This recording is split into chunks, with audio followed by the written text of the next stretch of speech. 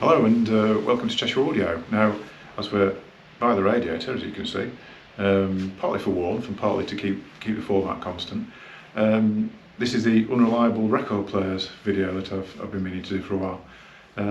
Like I said before, I'm not totally into the idea of saying how things are unreliable. I think it's not a particularly positive thing to do, and I don't really talk about things, sort of modern things. To be fair, there's not many modern things now that are unreliable. There's not. Most of the products I talk about are from sort of 30 odd years ago. Things that may be available now, but in that period were unreliable. And I think at that time, hi-fi was a much more. There's a lot more of it about. People, a lot more people were buying audio systems, and it was a much easier market. So you didn't have to be absolutely sure that your product was 100%. You could sort of put something out to market and see how it went almost. And I think also people were a little bit more sort of forgiving in a way as well. It's like I say, the market has changed quite a bit now. People are so used to things being really reliable that any little slip-ups, and it's made much bigger fuss is made than there used to be. Rightly or wrongly, I don't know what to think about that really. So just a few things. There's not actually that many record players. It's sort of, I was thinking about this. I mean, the amplifier one, I could have gone on and on and on. There's loads of them. Likewise, really to a degree with CD players, but a record player is a bit different. There's generally it's a mechanical device, so it's not that often that you get issues with reliability. So most of the things I'm going to talk about is sometimes some of these are just it's something that was a bit of a minor irritation or a bit of a design fault or whatever. There's only one, and I think people might have already guessed what this is. There's only one that was seriously unreliable. But we'll do that last. I think that's probably the best way. We'll do that last. Now I'll just lean forward because my camera's. That's better. It loses its front screen. I don't like talking to a blank camera.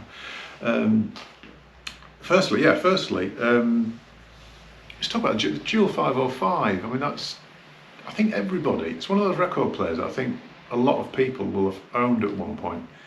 And it generally is a fairly robust deck, actually. I mean, there's quite a few still around now, and all you see on old Duals really is problems with the actual automatic, the semi-automatic, as it comes across and clicks to start. The little micro switches get gummed up after a while and stop working, and there's the old thing of the little belt, because they've got quite a clever speed change. The pulley is like a little lantern, and it's driven by a belt that you adjust, and the lantern sort of expands and contracts and alters the speed. But those belts rot, and then it doesn't work anymore. But that's an age-related thing. When they were new, some of the early ones had, and I don't know why, I sort of know why they did this, but then again I don't know why they did this. The cartridge fitting wasn't a standard two slots, 2 bolts, plug 4 wires in, like everybody else. They had a specific Autophon cartridge made, which was based on an OM, based on an OM5 or one of that range anyway, made to their own design, and it didn't have the 2 slots. It had 2 lugs on the top and a connector plate, and the tone arm had a little connector plate and 2 little holes in the top. You put the cartridge on and twisted it, and then you push back the finger lift, and that locked everything into place, and there was a little grub screw on the top. So the idea being, I suppose, it was very easy to fit a cartridge. The slightly illogical part about that was that there was only one cartridge you could fit, which was the dual, whatever it was, DM165, I think it was. There's variations on it, but basically it was that one cartridge that fitted. There was nobody else made a dual fit cartridge as far as I'm aware. The slight issue with that was that those contact points used to sort of corrode up after a while, but very quickly, because they were a copper connector, and the cartridge would sort of slide onto it, and they'd corrode up in between, and they'd go up on one channel, they'd start buzzing, they'd do all sorts of weird stuff. And it wasn't a small problem. It was pretty much right across the board.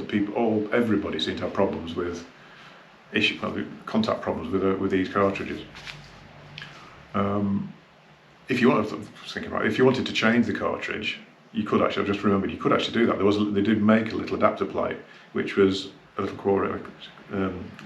little plate with the 2 slots in and 4 wires on it or whatever, so you could fit a cartridge to the connector plate, and then the connector plate used the little fit, which is like a bayonet fit.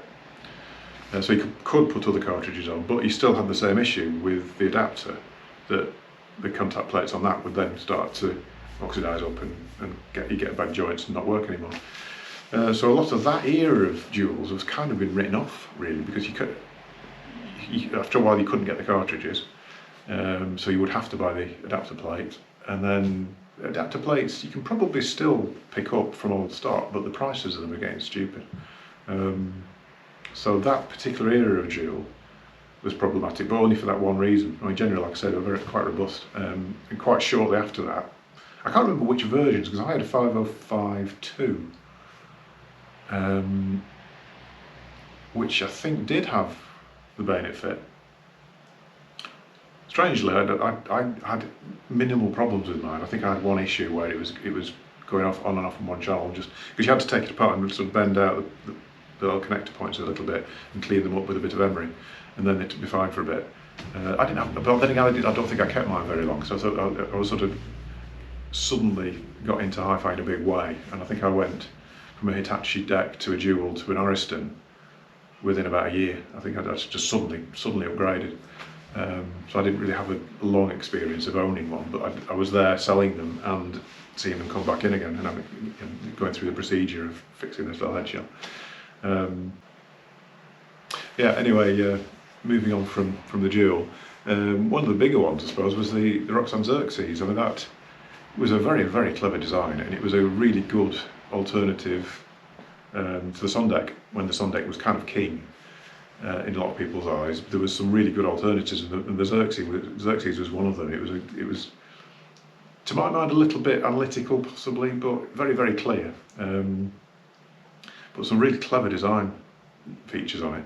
And it was basically it didn't have the 3-point suspension, like I say, but there was a base, and on the base was mounted a motor. The motor wasn't fixed rigidly; it was very weirdly on a little bearing, so it would actually turn on the bearing, and had the wires from it, so they were looped around so that they could move. So it would react to the torque. It would sort of move under torque load, and it would actually react when you switched it on. It would twist and then level up. Seemed to work very well. Very clever idea.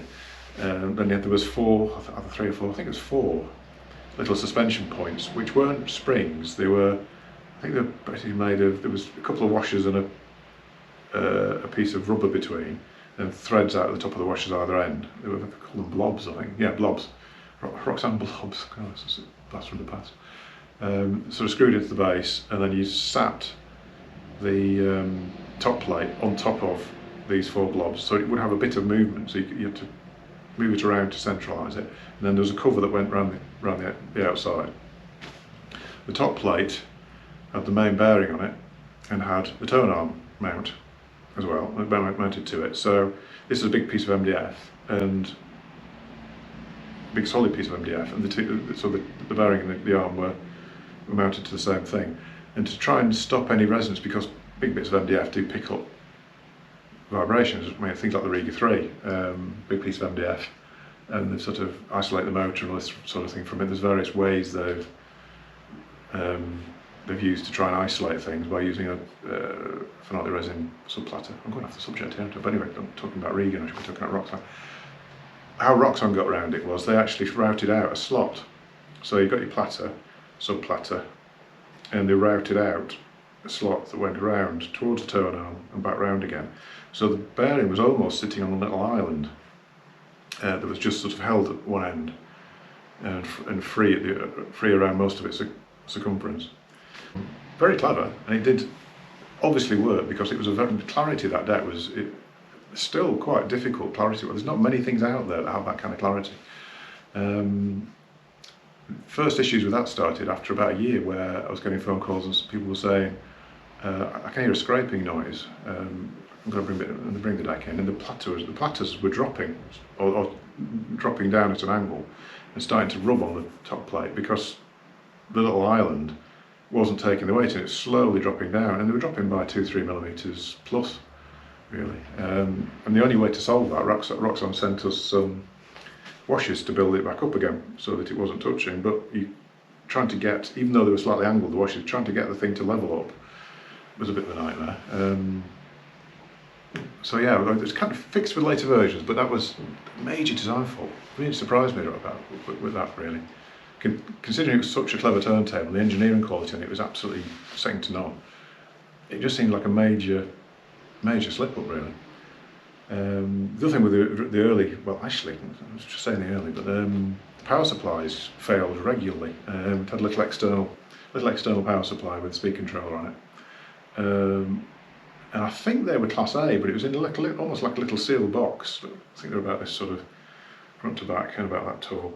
That switch on the front. And basically got too hot and cooked themselves. And that was quite a common thing, was the power supplies failing.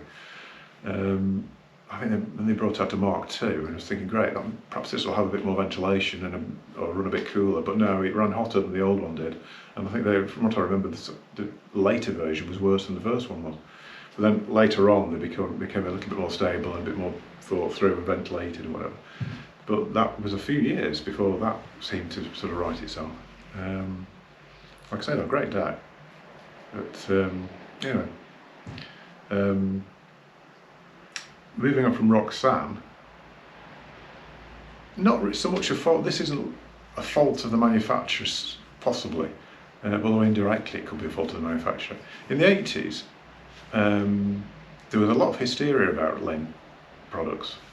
You could almost say they're a little bit like some sort of religious cult. It was really odd, and people who were very into it were very into it. And a lot of the staff from Linn, and a lot of the shops that were very into Linn. I mean, we did Linn in Liverpool, but we sort of tried to keep slightly, back from all that.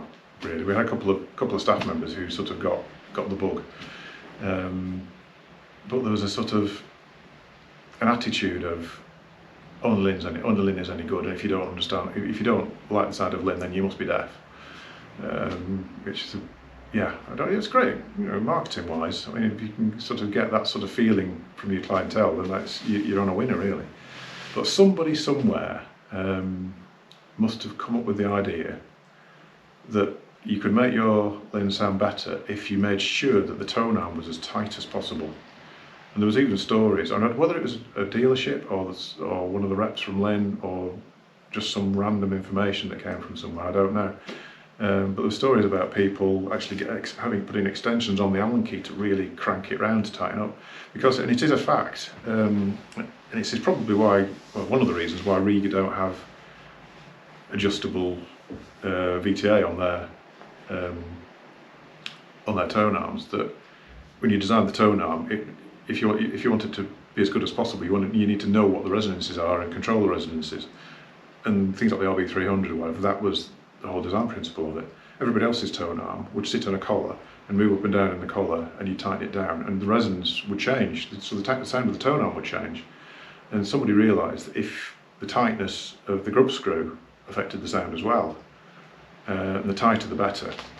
The only slight issue with that was that they were tightening them so much that it was actually compressing the collar. Almost very, very fractionally, because it's quite a heavy gauge thing, but compressing it enough to affect the main bearings in the ball races. And even today, most Linn tone arms of that era, if I do a bearing check, to do a bearing check on a tone arm, what you do is set everything to 0, so that the arm floats. What I tend to do is put just perhaps half, if there's no residual bias, you just put about half a gram of bias on the control, on the little control wheel, and then the arm will just float back on its own using the bias, and it should just very slowly just come back. Most Linn arms from that era, they'll come back, and all of a sudden they'll just go, start to do like a sort of as though they've hit a flat spot on the bearing, and you push them past that bit, and there'll be another one, and then another one, and sometimes they'll be in the same sort of vertically as well. Usually it's just in the horizontal plane, but completely messes them up. It's not good at all really, but just by somebody somewhere deciding it was a great idea to crank the tightness up as much as possible.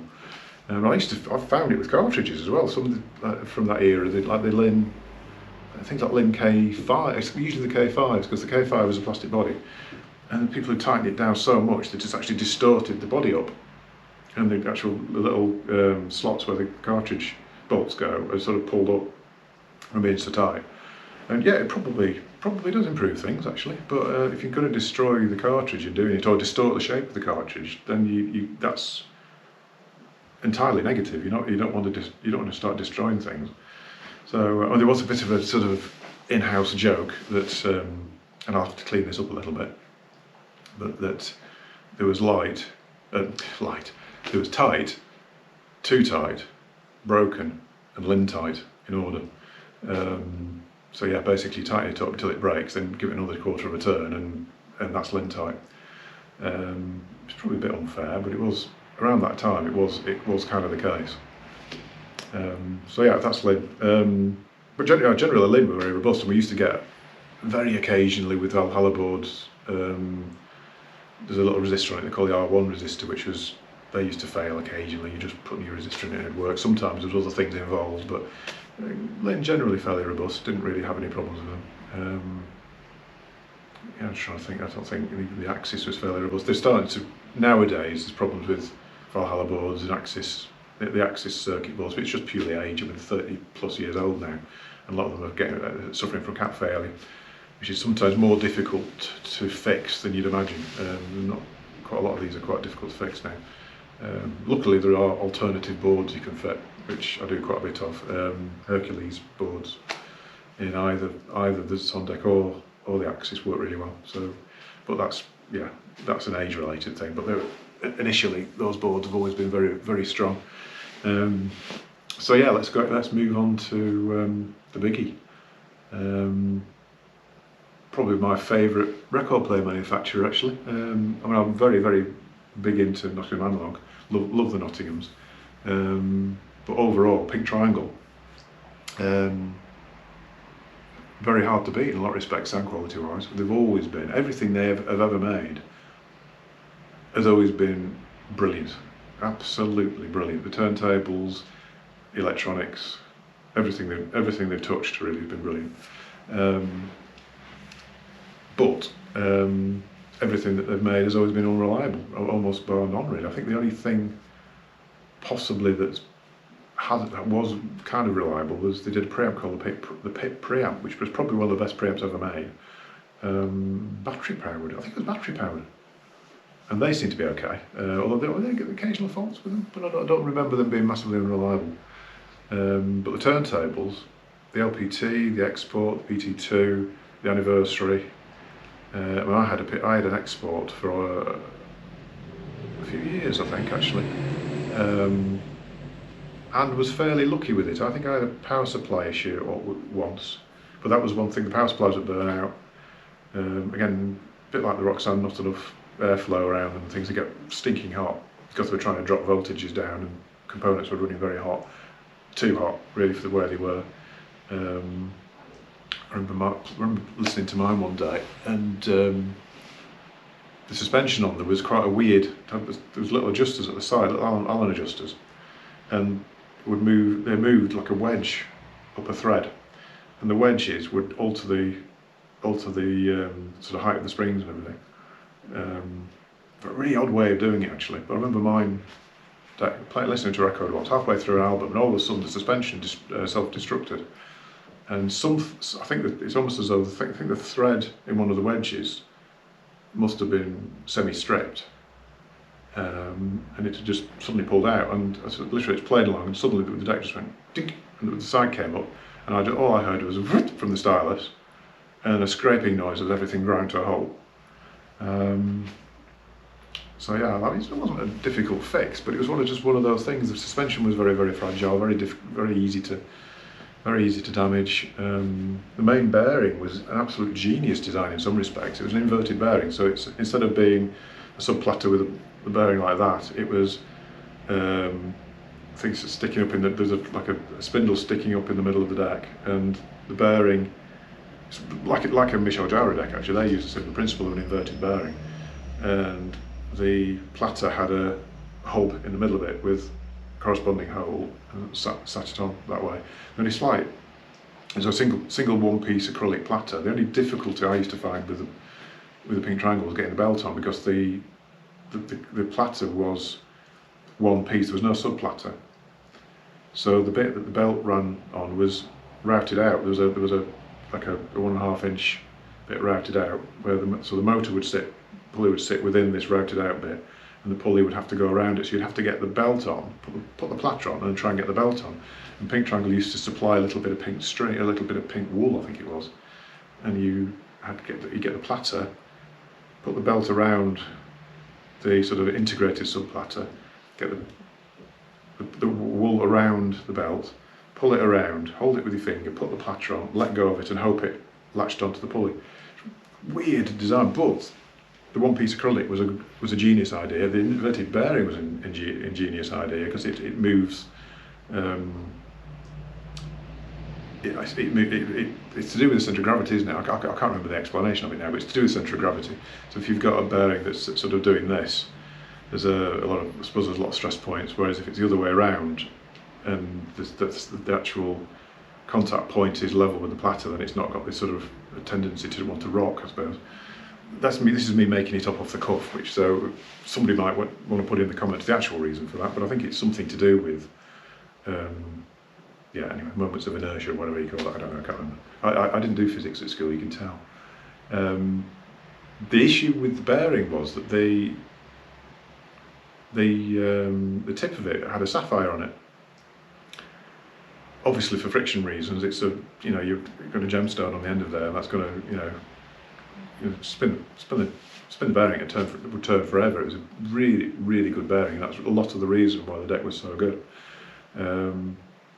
But they used to crack all the time, and if you looked at the turntable in a slightly odd way or did anything untoward, the sapphire would crack. Used to terrify me sometimes, because you get customers coming in, they're bringing a Pink Triangle in because the power supply had burnt out, the suspension had collapsed, the tone arm wiring was doing something, or something was wrong with it. And they bring it in and they carry it in, and they've left the platter on it going. You think, yeah, okay, so we'll fix the power supply for you, and then we'll order you a new bearing for it. So yeah, but that was, yeah, I had the export. The LPT used to have issues with power supply. The Anniversary, which was possibly one of the best turntables ever made, loads of problems with power supplies and this, that and the other, whatever. The interesting thing with Pink Triangle is, and I've after doing a few of these other two unreliable products videos, there's been quite a few mentions of Pink Triangle, even though I haven't talked about turntables. Few people have talked about having a Pink Triangle and living with it and living with it and living with it and not wanting to part with it, but then getting to the point of, well, I'm going to have to because I can't keep up with the repairs. And I think that's the thing with Pink Triangle. I think it was such a likeable product, and it was very difficult. There wasn't much out there. If you wanted to swap it for something as good, you were struggling, because they were so good for the money. So, you know, they had a very, very likeable, very engaging sound, like nothing else really. So you were struggling to find an alternative. So a lot of people just struggled on and just kept getting them repaired, kept getting them repaired. Don't see so many nowadays. I don't know. I think whether people have given up to it or what, I don't know. It's just a shame, because I think even my sort of experience with Pink was, and again, I think I was one of those luckier ones where I didn't have many problems. But I got to the point of thinking, oh, I think I would change to a Son deck or something at the time. I think something came up where I'd change it for a Son deck or change it for something else. And over the years, kept thinking, well, you know, for all its problems, possibly, should I try one again? Should I risk it again? Should I? And I think a lot of people do that. I think a lot of people sort of wonder and sort of forget, almost forget quite how challenging they could be, really. I don't know what the new stuff's like. The Funk Firm, the company changed names a few times, and now they're trading as Funk Firm. Apparently, brilliant turntables. I don't know. actually, is the answer to that one. I don't know what they're like now because I haven't had experience of. I did have experience of one of the very, very early turntables from Funk, and it did have some quite severe problems. When it arrived from the factory, we had to fix it from out of the box. Bits fitted it was all things were hot glued on and it'd fallen off and whatever. Apparently they are better now, but I've had no experience, so I don't know really. So it'd be interesting to hear actually if anybody's had a Funk firm deck, because I'm sort of wondering whether or not, like a lot of people, should I dabble in Funk firm? Should I just try it? We'll see. But yeah, I think that's it. I can't, like I say, I can't really think about anything else that was standout unreliable record players. I'll give it some thought. If anything else crops up, I might do a sort of version 2 of the video. But yeah, it's a Saturday afternoon and closing in 5 minutes, so just managed to squeeze a video in. Thanks for watching. Thanks for all the nice comments. I seem to have a bit of a run of slightly odd, nasty comments, but I suppose it's the internet, you always get that, don't you? I'm getting so many comments. It's actually quite difficult to keep up with the comments, to be fair. So I suppose there's always going to be a percentage of people who are just angry with the world, I suppose. But anyway, bless them. Don't forget to subscribe. Like I say, thanks for all the comments. I get quite a lot of emails, quite a lot of phone calls from people nowadays as well, which is lovely. Yeah, I'll see you in a future video. Thanks for watching.